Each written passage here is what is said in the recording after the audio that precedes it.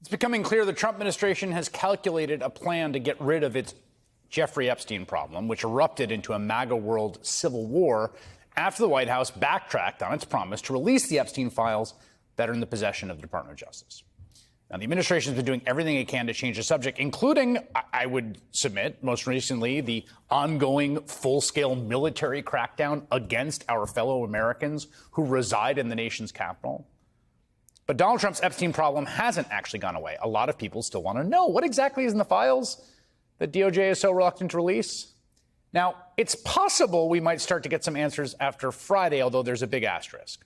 That's when the DOJ hands over the first tranche of redacted files in response to a House Oversight Committee subpoena. That's Shane Comer, the chair of that. He's a Republican. A spokesperson for the committee says the committee will review the files and release them to the public.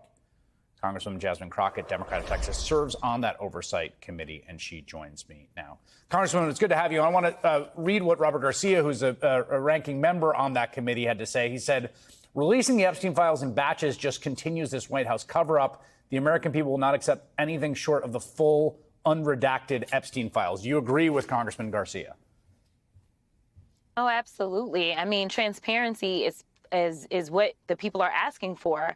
And anything that it seems like you are trying to filter out will only bring about more questions and concerns. I think right now the president knows that he really got himself into a pickle. This is something that he campaigned on, and ultimately is something that he didn't deliver on, which frankly, that is what Trump is known for doing. But for whatever reason, this has been one of those sticking points for his base, and he has tried to distract and destroy communities, as you're talking about D.C., in order to get people to focus on something other than the Epstein files.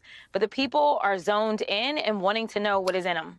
I mean, how is this process going to work? I guess I just feel like, so DOJ is going to give Comer some files, and Comer says that William Barr has already testified to the fact that he didn't see he had no reason to believe Donald Trump committed a crime, which is like, okay. Who's going to do this? Is it committee staff, and is it going to be bipartisan staff? Like, are Democrats going to have any involvement, or this is just like James Comer gets to kind of choose as he likes to? No, we absolutely should be demanding to be a part of this. Let's not forget that the Republicans wanted to send us home so that they could avoid any questions around even subpoenaing any documents, let alone the entirety of the Epstein files.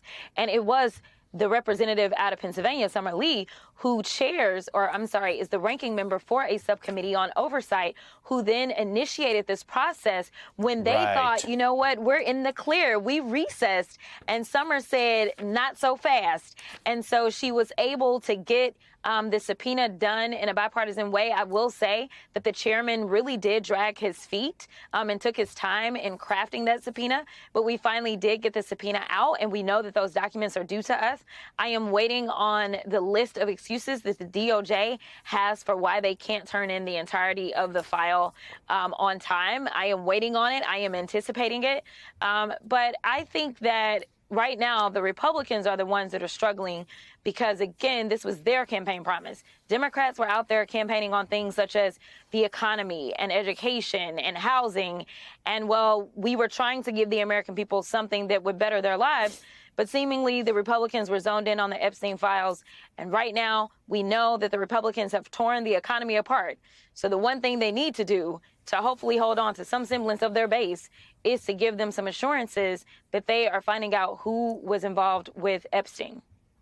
I want to ask you about something happening in your home state of Texas. You were a state legislator in Texas before you came to Congress. We've all been following the story of the extremely rare, abnormal, pure, nakedly partisan attempt to redistrict mid-decade just to jack up the numbers for Republicans, to make it more difficult for the American people to essentially choose their own representatives instead of have the representatives choose their people. Democratic members of the state legislature have broken quorum to try to slow this down. There's one member now, Nicole Collier, who is essentially kind of locked inside the state capitol right now. They usually see her sleeping because she wouldn't sign a permission slip that they made her. Have you been? What do you think about what's going on in your old place of work? Yeah, again, we're living in a country of lawlessness. This is unconstitutional. This is someone who has not been accused of a crime whatsoever. In fact, just the opposite. I mean, there are definitely people that needed to be locked up in the state of Texas, starting with our attorney general, who had been under federal investigation for a number of years, who had been under felony indictment for a number of years, who was impeached by his own party.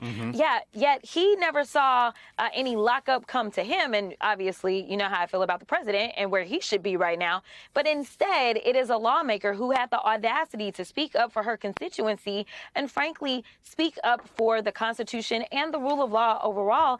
And they decided that because they were not being good little Democrats and doing as they were told, that once those warrants expired, most people didn't understand that the warrants that they issued, the civil warrants, are only good during the session in which they are issued. Well, once that session ended, which it ended, that meant that there was now not a warrant. So now what they said is you must voluntarily sign a permission slip for people to track you so that you come to work and don't leave again in order to ring the alarm on what's happening.